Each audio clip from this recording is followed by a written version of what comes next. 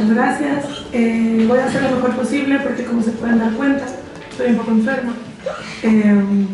Así que esta presentación va a ser mucho más rápida de lo que quiero.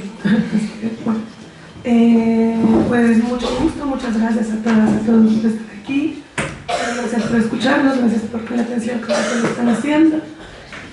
Yo voy a presentar una presentación de trabajo social decolonial, que son las perspectivas y los aportes desde Latinoamérica, o como se le conoce desde esta perspectiva, Abya Yala. No sé si alguien ya conoce este concepto o haya escuchado. ¿Alguien? ¿Nadie? ¿Abya Yala? ¿No? Bueno, da igual, ¿con qué? Quito la... eso. Lore, pero cuéntanos qué es Abya Yala, yo sí lo he escuchado. Vale, es que yo lo voy a decir ahora. Bueno. Es importante. Sí, es que esto va a ser muy rápido porque me gustaría meter toda la información en 20 minutos, pero claramente pues no se puede, entonces va a ser muy rápido. Antes de todo esto tenemos que hablar de qué es el eurocentrismo. El eurocentrismo es esto. Es el orden mundial que se formó a raíz de la colonización de América Latina o de Abya Yala.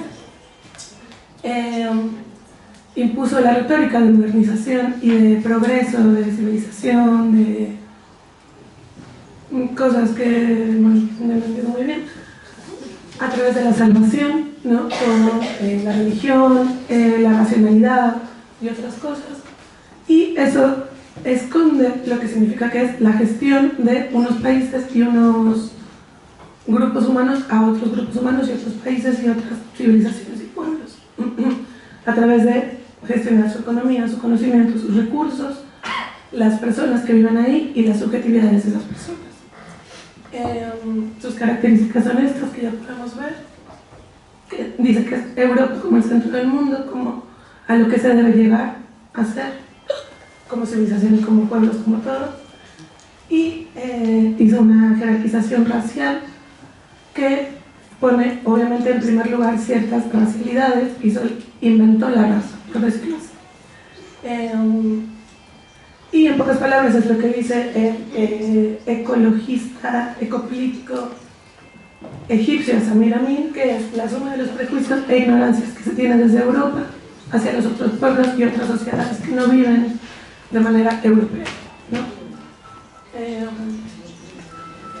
Y la perspectiva decolonial nace, es una matriz de análisis que se usa para estudiar las políticas y ¿así por qué no veo? Bueno, eso. ¿Al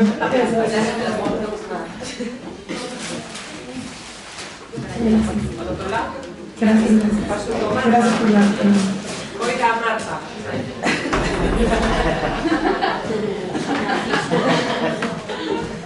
Vale, pues Abya Yala es justamente la forma que desde la perspectiva decolonial se le llama a América Latina. Se propuso durante un congreso que hubo en Perú, creo que fue, se propuso desde un grupo indígena de Perú o de Ecuador, no me acuerdo, que es cómo se le llama al continente que ubica o que va, pues, todo el continente tal cual, desde Canadá hasta la Patagonia en Argentina. Es la forma en que se propone, en lugar de decir América Latina, porque América Latina se le puso desde Europa, por Américo Vespucio creo que fue, pues llamarlo de la manera correcta, porque no es así. La colonización hizo que hubiera un montón de formas de dominación, nacieron nuevas formas de dominación y de control a través de la colonialidad del saber, del ser y del poder. Es tal cual como se escucha. Es la colonialidad el que dicta, o lo que dicta, cómo debe ser, cómo se debe investigar, cómo se debe conocer, cómo se debe actuar, cómo debemos relacionarnos, cómo debemos cuidarnos a nosotras mismas, cómo debemos cuidar el ambiente. Y eso se hizo una matriz colonial que es completamente individualista, o sea, cada quien hace lo que puede con lo que tiene a nivel propio, a nivel individual, y eso se extrapola, ¿no? También es algo que me gustó mucho de las cosas de mis compañeras, porque justamente se habla de tenemos que romper esa individualidad, porque no es la forma en que la humanidad lo ha hecho. Creemos, ¿no? Ahora, por esta colonialidad que tenemos del saber, creemos que la forma en que lo hacemos ahora es la forma que siempre ha sido, y eso no es cierto. O sea, hemos sido seres ecosociales desde siempre, hemos sido mucho más conscientes del entorno de lo que lo somos ahora y de la forma de cuidarlo, y siempre ha sido mucho más comunitario. Las soluciones individuales son también productos de la colonialidad, ¿no? Las soluciones no pueden ser individuales porque no somos seres individuales, somos seres sociales y ecosociales. Entonces, es un poco eso. Es la forma en que trata de leer, o sea, en trabajo social se enfoca un poco, ¿cuál es la idea? Que trata de leer, o es la matriz de teoría que se usa para tratar de leer en los signos sociales de exclusión actuales, cuestiones de alcance histórico que han constituido a los seres humanos y a las sociedades dependiendo de dónde se ubican geopolíticamente. Bueno, luego ya en dudas y tal. En trabajo social, los marcos teóricos que se usan actualmente son el positivista, que viene de...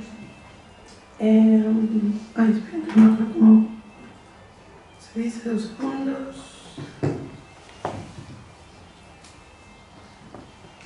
Eso, vienen del funcionalismo, o sea, de Parsons y de Merton, no sé si ya los han leído o los han escuchado. Ah, y también quiero aclarar, que no lo dije antes, esto solamente es el trabajo social que yo hice, no es el trabajo social en Latinoamérica. Entiendo que aquí tal vez es un poco diferente, ¿no? Las teorías que se usan, las metodologías, las formas de investigar y de hacer. En México, al menos, a partir del tercer semestre, tú ya entras a prácticas, y son prácticas que duran 1 año de cada, o sea, duran 2 semestres. Primero es práctica individual, luego es práctica grupal y luego es práctica comunitaria.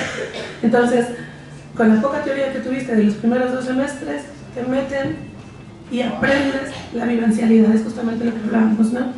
Es algo que también se reivindica mucho desde la teoría decolonial, la vivencialidad como primera fuente de conocimiento y la fuente más práctica, ¿no? que más se te queda.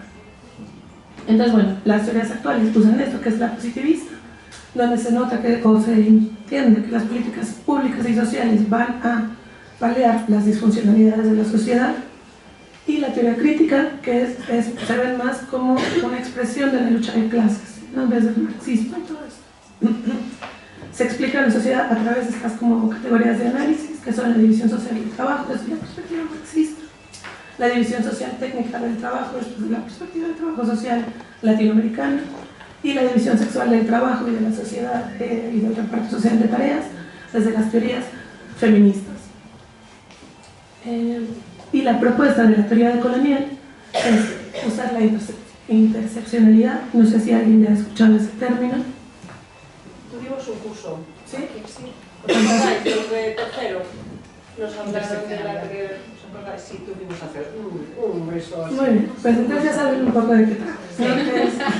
Desde la compañera Puri, una a cada, vinieron de Acadá. De Acadá nos vinieron a dar una jornada y nos hablaron de la interseccionalidad. Bueno, pues justamente para la gente que no lo tenga muy claro, la interseccionalidad habla de cómo las opresiones y las carencias que tú puedes llegar a tener como persona o como población tienen que ver con categorías de opresión que se intersectan contigo. No son que se suman, sino que se intersectan. Entonces, una mujer negra, lesbiana, discapacitada o con capacidades diferentes, fea, gorda, bueno, fea en sentido hegemónico, gorda, con neurodivergencias, etc., lo más probable es que la vida le cueste mucho más que una mujer blanca con capacidades completamente sanas, como se puede entender, que yo creo que son existen, pero bueno, sanas, delgada, hegemónicamente guapa, de clase social mediana alta, con una educación universitaria, etcétera, etcétera, ¿no? Esto simplemente es para explicarlo, porque también creo que la gente entra como en rechazo, porque siente que se le ataca. Y no es un ataque, es una forma de explicar una sociedad que funciona de esa manera, aunque no queramos verlo, aunque creamos que es diferente, ¿no? Entonces, la propuesta también dice estudiar y señala las relaciones de poder no solamente a nivel país, ¿no? A nivel social en este momento del territorio que ocupamos, sino las relaciones de poder que existen entre los países, ¿no? Hablaba un poco Andrea del norte y el sur, ¿no? El norte global que se entiende como toda Europa, Estados Unidos y Canadá, en pocas palabras, y el sur global, que fuimos todos los países que fueron colonizados y los que se siguen expropiando recursos naturales, conocimiento epistémico, personas, todos, ¿no? Alejarse de la idea justamente de que hay una sola epistemología universal y ahistórica que ha marcado el conocimiento humano durante toda su existencia, forever and ever en la vida. Eso no existe. O sea, eso no existe. La humanidad ha entendido y ha explicado el mundo de maneras muy diferentes, algunas mejores que otras, durante toda su existencia y su forma de ser. Romper con la idea de la jerarquización epistemológica, es decir, romper con la idea de que el conocimiento que se hace en las universidades es el más importante y es el único que vale. Romper con esa idea de que el conocimiento que hace la persona que es experta en esto vale más que el conocimiento de una persona que es labrera o que es arquitecto, o sea, no sé qué es carpintera o lo que sea, porque todos los conocimientos que aportamos a la sociedad son válidos y son necesarios para, o sea, el cómo separar la basura, que seguramente la gente de la basura sabe más que nosotros, es mucho más importante de lo que puede decir tal vez, o no más importante, pero es igual de necesario o más que lo que se puede hacer en las universidades, ¿no? Y la colonización interna, que es un concepto que lo acuñó Aníbal Quijano, que es un teorista colonial bastante fuerte, que habla sobre cómo también dentro de los grupos sociales de un país también hay grupos que étnicamente son más respetados y son más valorados y son más queridos que otros. Y eso sucede a nivel interno, ¿no? Eso sucede, yo creo que aquí, por ejemplo, en España y en Galicia, mucho con la gente gitana, con la gente mora, que se le conoce, que son gente que nace aquí, vive aquí, hace vida aquí desde siempre, tiene formas diferentes de existir, pero se le desvaloriza mucho más, ¿no? A las categorías de análisis de la anterior diapositiva, que dan la división sexual de trabajo, etcétera, etcétera, Aníbal Quijano propone sumar la división étnica. Es decir, hay que fijarnos quiénes, qué cuerpos hacen qué trabajos, ¿no? Por ejemplo, el trabajo de cuidados, tanto en España como en Europa, como en general también en América Latina, se hace por gente racializada y de poblaciones racializadas, ¿no? Que históricamente durante los últimos siglos han tenido desventajas a la hora de acceder a trabajos. Las universidades están llenas de gente blanca, por ejemplo, de gente europea, de gente occidental. Son pocas las personas justo gitanas o indígenas o moras, entre comillas, que pueden acceder a esos espacios. Entonces, eso es como un ejemplo de la colonización interna y por eso sumarlo de la división étnica del trabajo. Me apuro. En la investigación, la propuesta de Colonial en trabajo social tiene estas situaciones. Dejar de ver la investigación como un proceso objetivo, ¿no? Donde tú te separas del proceso que estás estudiando, sino que verla como un proceso relacional, donde hay relaciones sociales que se dan. Reivindicar la vida cotidiana y la experiencia vital personal como primera fuente de conocimiento. Preguntarnos qué implicaciones tiene para la gente que estamos investigando y los grupos sociales lo que vamos a investigar y la investigación que vamos a dar, ¿no? Puede que sirva para dar ayudas, por ejemplo, para subvenciones, pero también puede que reproduzca estereotipos y que reproduzca sí, estereotipos, no sé cómo decirlo. Bueno, sí, estereotipos. Sí, sistemas de creencias, de especializaciones, etc. Romper con la objetividad de la investigación social, un poco retomando lo que dijo Andrea, retomarla, o sea, entrar en la espiritualidad, por ejemplo, en todo lo que no es palpable, todo lo que no es material, pero que marca también la vida del ser humano, ¿no? Todas tenemos en algún momento cuestiones espirituales, no tienen que ser religiosas, pero marcan un poco nuestra forma de pensar el mundo y de relacionarnos. Hacer conciencia de la jerarquía de clase y de la estructura social racializada de la que hacemos parte, aunque seamos profesionales, somos parte de esta sociedad, es así. Investigar no es cambiar, es una simple aproximación muy concreta en un periodo de espacio-tiempo muy concreto. Considerar las controversias paradigmáticas de la investigación social cuantitativa y cualitativa, ¿no? Como entender que van de la mano casi siempre. Y las suficiencias íntimas, que a mí me encantó esto, que es una propuesta de un chico puertorriqueño, de recoger el conocimiento y hacer intervención no solamente en momentos de crisis, sino también en momentos vivenciales de felicidad, de donde la gente se siente bien, se siente tranquila, se siente cómoda con lo que está haciendo, recoger también ese conocimiento y ver cómo podemos aprender de él. Porque también no está guay enfocarnos solamente en la crisis, ¿no? En el dolor, en el sufrimiento, en todo esto. Las metodologías que se proponen son la investigación-acción participativa, que también la compartimos con la antropología social. Es una conjugación entre conocimiento y acción, es tal cual lo que decíamos antes, la investigación es un proceso relacional. Por lo tanto, si yo investigo algo y estoy participando de eso, hago acción participativa, no tomo el campo, pero participo de lo que estoy haciendo, participo de las movilizaciones feministas que estoy investigando, participo de lo ecosocial que estoy investigando y también lo apunto, ¿no? Y apunto cómo me sentí, apunto qué vi, etc. La intervención fundada, que hay una, que dice, ¿no? Y que señala que hay una tensión real y práctica, y real y concreta de la práctica y la teoría, ¿no? La práctica muchas veces no se adapta a la teoría y la teoría queda corta para explicar la práctica. Eso es básico y hay que aceptarlo, ¿no? No podemos pensar que la teoría que tenemos va a ser completamente, va a poder universalizar absolutamente todo lo que estamos viviendo, eso no pasa. Las metodologías que provienen de la educación popular y del trabajo social comunitario, que en México es muy fuerte, que son la sistematización, la evaluación social desde la gestión de procesos y los estudios de caso de origen multidisciplinar. En trabajo social en México reivindicamos mucho, o intentamos hacerlo, que no podemos trabajar de manera única como trabajadores sociales. Tenemos que interrelacionarnos con otras disciplinas y con otros conocimientos. Ampliar la versión de la didáctica, es decir, las grafías que estamos usando, las formas de... Tenemos que dejar de pelearnos entre la oralidad y la escritura.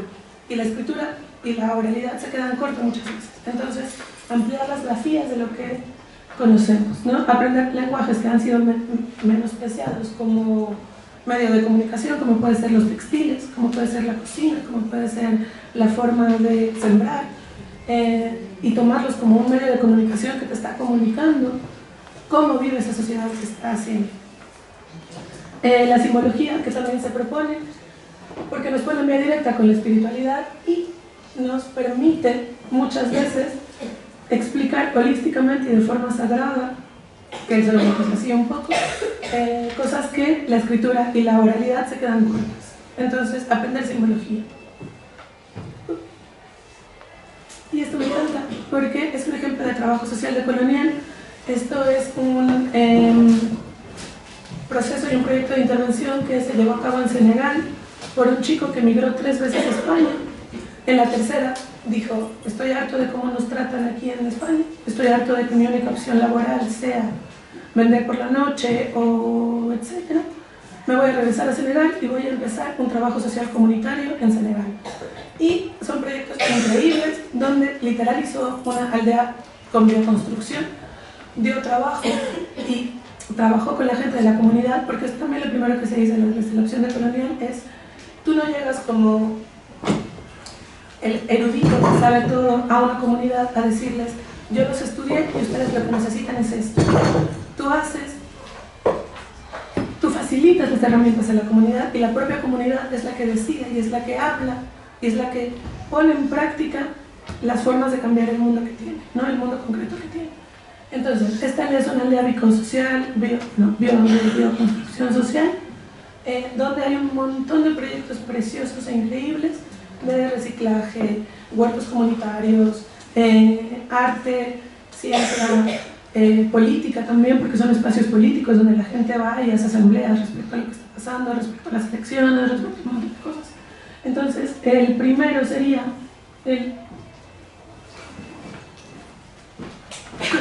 es un video de 3 minutos.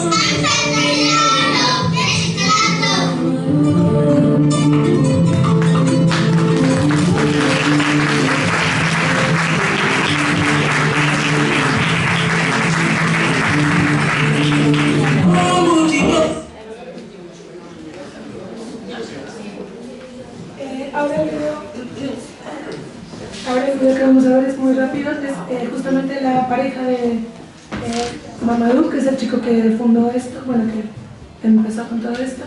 Es una chica de Ferrol, justamente, que ella trabaja en desarrollo internacional, desarrollo cooperativo internacional, una cosa así. Y bueno, migró a Senegal y explica un poco. Y bueno, perdón, porque yo conocí este lugar por un documental precioso que se llama, lo voy a pronunciar mal porque está en Wolof, pero Doshandem, creo, que significa, no me acuerdo qué significa, pero bueno, Perseguidores de Sueños se llama en España. El documental está en Wolof o en francés. Esto es lo único que encontré en español, entonces si lo pueden ver, ha estado dando giras en diferentes lados de España y de Galicia, y está ya subtitulado y todo, y ya.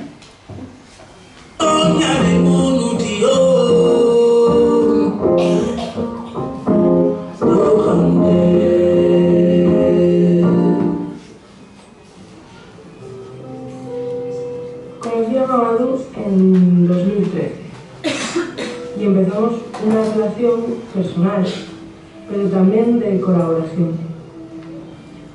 Yo vi en su proyecto la posibilidad de realizarme profesionalmente, apoyar técnicamente algo que veía pertinente, creado por alguien de aquí, que trabajaba con gente desde la base y con un enfoque muy diferente del que yo había visto en mi trabajo los últimos años como técnica de cooperación.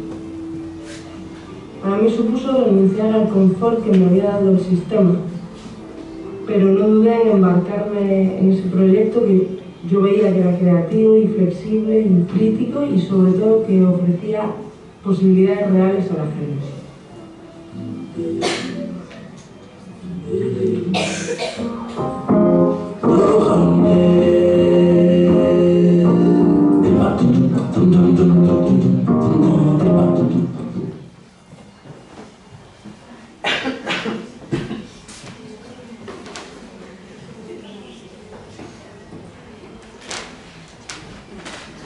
Vale, entonces bueno, el documental es ese, si quieren investigar más sobre esto, pues ahí también viene, la página es Jajataigandiol y tiene un montón de proyectos súper bonitos, entonces yo les recomendaría que lo hicieran. Y estos son solamente las como referencias que recuperé para esta charla. También, obviamente, la posición de colonial pues va a todas las ciencias sociales, ¿no? Y todos los movimientos sociales. El feminismo de colonial, por ejemplo, también es re importante en ese sentido. Les recomiendo a Ochi Curiel, que es una chica de Puerto Rico, me parece, o República Dominicana, que tiene unos postulados muy, muy increíbles respecto a el feminismo hegemónico y el feminismo europeo, las limitantes que tienen y las posibilidades que tienen otros feminismos de ser más emancipatorios y tener otras formas de lucha, otras formas de...